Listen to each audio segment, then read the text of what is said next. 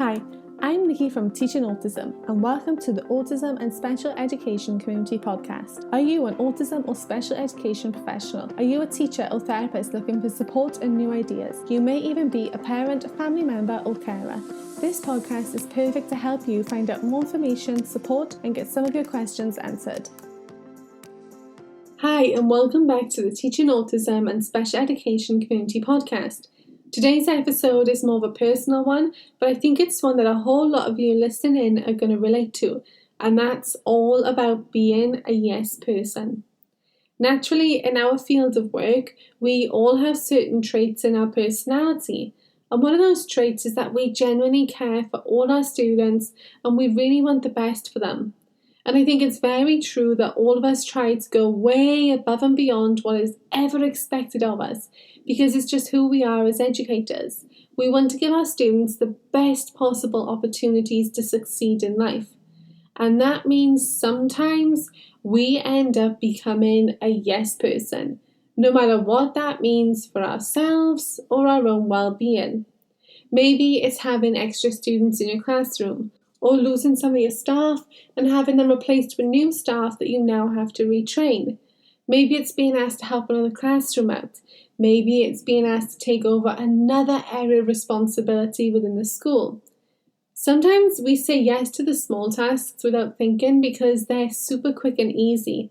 But what we don't realise is if we're saying yes to 5, 10, 15 small tasks, all of a sudden there's a lot of tasks that are being added to our plate for us to try and juggle. And that's on top of everything that's currently going on in our classroom and what's already a part of our jobs.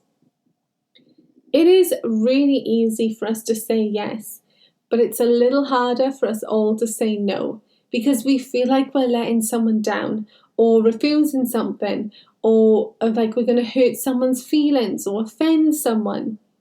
But honestly, there's actually a lot of really polite ways you can say no without offending anyone, and just let them know that right now you really can't add anything else to your plate.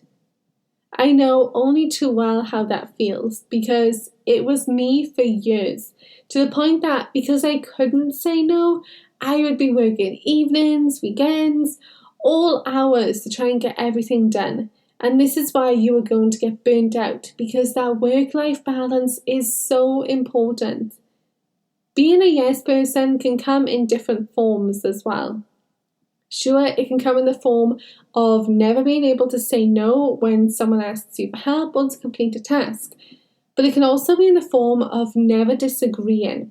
For example, how many times have the members of your management team in your school or even colleagues made decisions that you didn't agree with, but you didn't want to speak up and disagree? Maybe because you're nervous about challenging their ideas.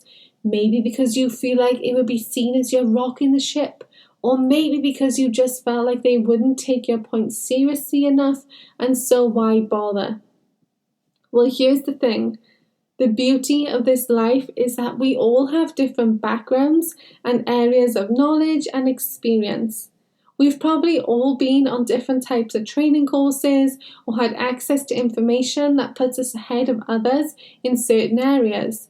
And that means we all bring something extra to the table. So instead of worrying about rocking the ship that's currently nicely on its path, help guide that ship to the shore and away from the potential rocks. Now again, there's a way to do this peacefully without causing any sort of tension or arguments.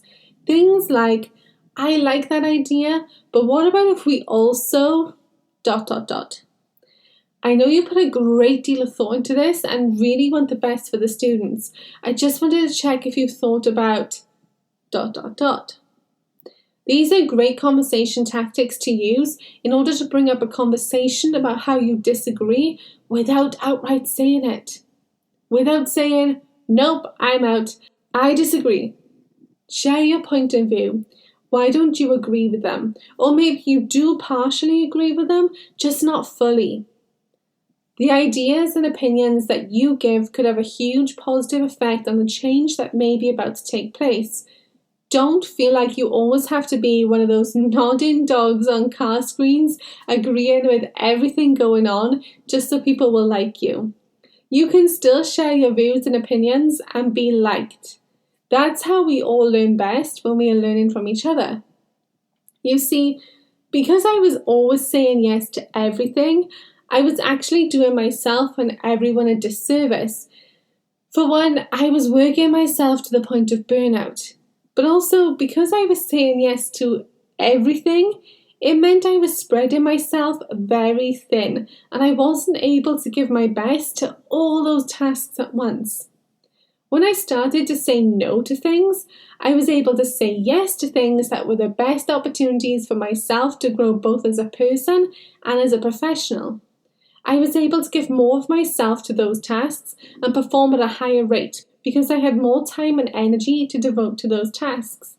I know the thought can be scary, and it's just easier to go along with and say yes to everything because you think people will respect you more and think more highly of you and like you. But that's not necessarily always true. What could be happening is that you're becoming the easiest person to hand things to because you don't make a fuss and you don't say no, which means you are opening yourself up for a whole lot more work coming your way. So instead, I want you to start really thinking about the things that get asked of you. Is it something you can devote yourself to at the best of your ability, or do you not have enough time right now? Is it something that's going to help you grow, or is it something that would better benefit someone else? If you want to say no, don't be afraid. There are lots of ways you can say no. First of all, you can just simply give a reason why. I would love to help you out and do that, but unfortunately, I just don't have the time because of XYZ. This sounds like a great opportunity.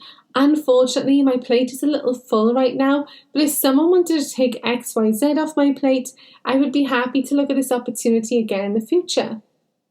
I know it sounds a lot easier said than done. Once you've given your first no, it's actually pretty easy from there because you're going to realize that saying no doesn't mean the end of the world. You could also suggest someone else if you think it's a task they would enjoy or they have the skills for. This is especially true of quieter staff who have an area of strength that they'd like to take responsibility in, but they're too nervous or shy to ask about it. Specifically assistants here, because they feel like the roles are better suited to teachers. But assistants can do amazing things, and many have strengths in areas that teachers don't. So this is a great time to offer them the opportunity. You don't have to throw them in the deep end and give names.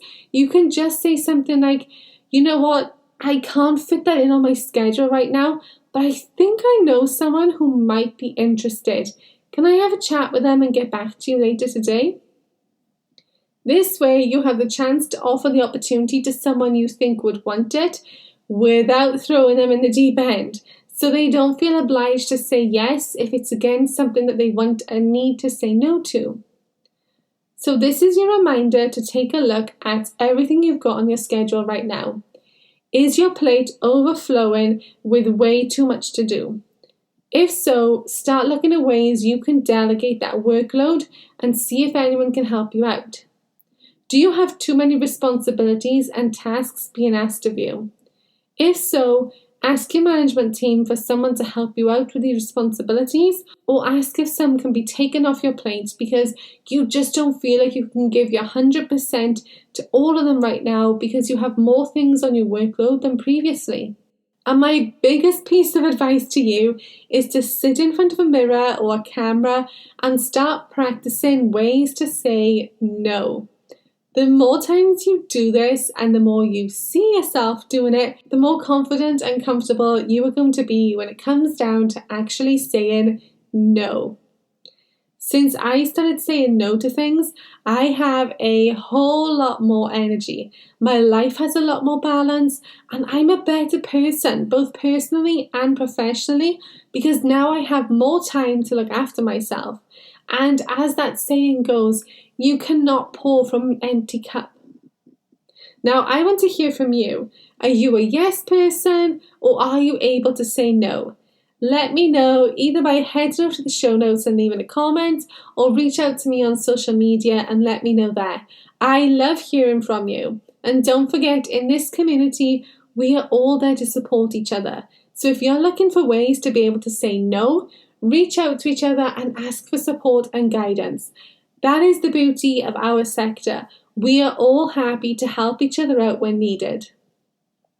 I hope you found this podcast episode helpful today and that it's given you some food for thought about your workload and being a yes person.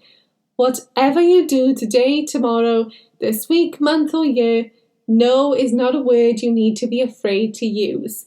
Use it when you need it. It's in our vocabulary for a reason. Take care of yourself and thank you for listening. I'll speak to you again soon.